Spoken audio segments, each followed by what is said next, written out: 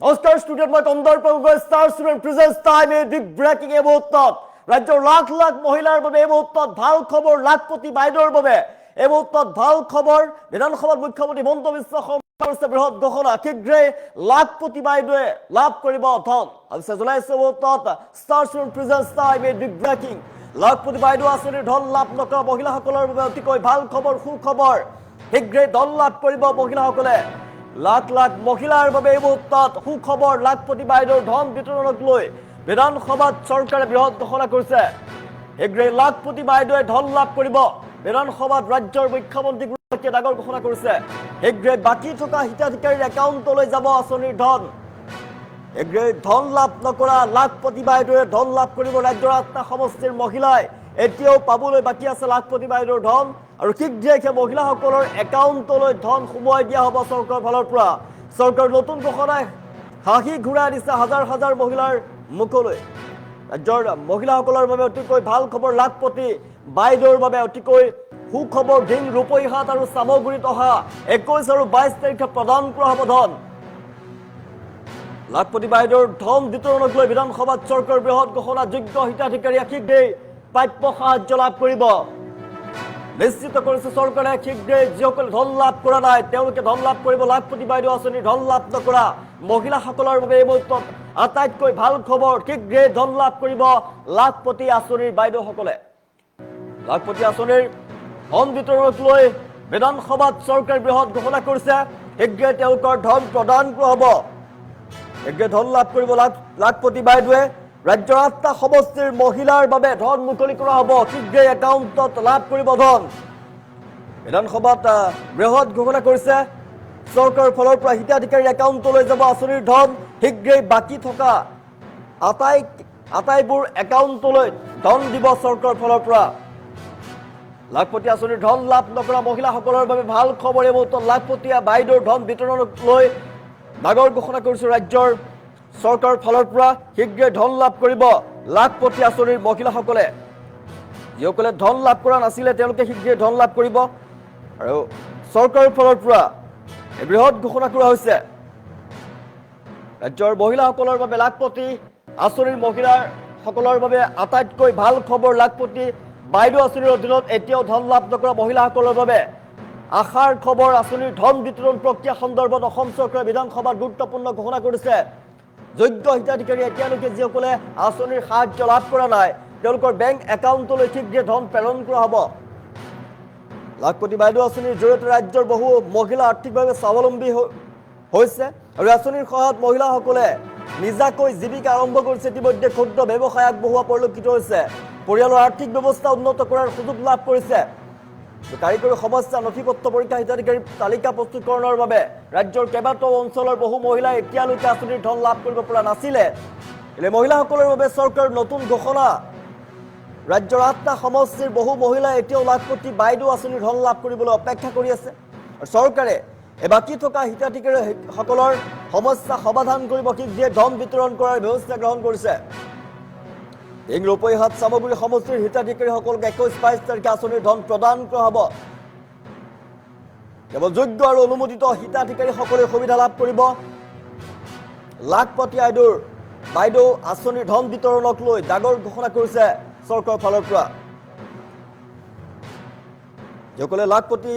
আঁচনিৰ ধন লাভ নাই কৰা তেওঁলোকৰ বাবে আটাইতকৈ সুখবৰ ভাল খবৰ লাখপতি বাইদেউৰ ধন বিতৰণক লৈ বিধানসভাত চৰকাৰৰ ফালৰ পৰা বৃহৎ ঘোষণা কৰা হৈছে শীঘ্ৰেই বাকী থকা হিতাধিকাৰীৰ একাউণ্টলৈ আঁচনিৰ ধন যাব মুখ্যমন্ত্ৰীয়ে কৰিছে ডাঙৰ ঘোষণা ৰাজ্যৰ ৮টা সমষ্টিৰ মহিলাই এতিয়াও পাবলৈ আছে লাখপতি বাইদেউ আঁচনিৰ ধন আৰু চৰকাৰৰ নতুন ঘোষণা ঢিং ৰূপৈহাট আৰু চামগুৰিত অহা ২১-২২ তাৰিখে প্ৰদান কৰা হ'ব ধন শীঘ্ৰেই লাখপতি বাইদেউৰ একাউণ্টত সোমোৱাই দিয়া হ'ব ধন চৰকাৰৰ ফালৰ পৰা প্ৰদান কৰিব ধনৰাশি যোগ্য হিতাধিকাৰীয়ে শীঘ্ৰে সোনকালে প্ৰাপ্য সাহায্য লাভ কৰিব আৰু চৰকাৰৰ ফালৰ পৰা কথা নিশ্চিত কৰিছে লাখপতি বাইদেউৰ ধন লাভ নকৰা মহিলাসকলৰ বাবে তেখেতে কুৱেশ্যনটো অনাৰ কথাটো যে ছাৰ আমি আজিৰ পৰা এসপ্তাহৰ আগত ডিচাইড কৰিছোঁ তেখেতেতো কিবা এটা বাবা ল'ব লাগিব তেখেতে সেইটো কুৱেশ্যনটো সেইকাৰণে কৈছে ছাৰ আমি অলৰেডি ছাৰ এসপ্তাহৰ আগতে এনাউন্স কৰিছোঁ ঢিং ৰূপহী চামগুৰিত অহা ২১-২২ তাৰিখে ৩টা কাৰ্যসূচী কৰি মহিলা ছাৰ চেঙাও বাদ পৰি আছে ছাৰ চেঙাও পোৱা নাই ঠিক ঠিক ছাৰ কি হৈছে জানে তেখেতে কুৱেশ্যনটো অনাৰ কথাটো যে ছাৰ আমি আজিৰ পৰা এসপ্তাহৰ আগত ডিচাইড কৰিছোঁ তেখেতেতো কিবা এটা বাবা ল'ব লাগিব তেখেতে সেইটো কুৱেশ্যনটো সেইকাৰণে কৈছে ছাৰ আমি অলৰেডি ছাৰ এসপ্তাহৰ আগতে এনাউন্স কৰিছোঁ ঢিং ৰূপহী চামগুৰিত অহা 21-22 তাৰিখে তিনিটা কাৰ্যসূচী কৰি মহিলা স্যাৰ চেঙাও বাদ পৰি আছে স্যাৰ চেঙাও পোৱা নাই ঠিক ঠিক ছাৰ কি হৈছে জানে তেখেতে কুৱেশ্যনটো অনাৰ কথাটো যে ছাৰ আমি আজিৰ পৰা এসপ্তাহৰ আগত ডিচাইড কৰিছোঁ তেখেতেতো কিবা এটা বাবা ল'ব লাগিব তেখেতে সেইটো কুৱেশ্যনটো সেইকাৰণে কৈছে ছাৰ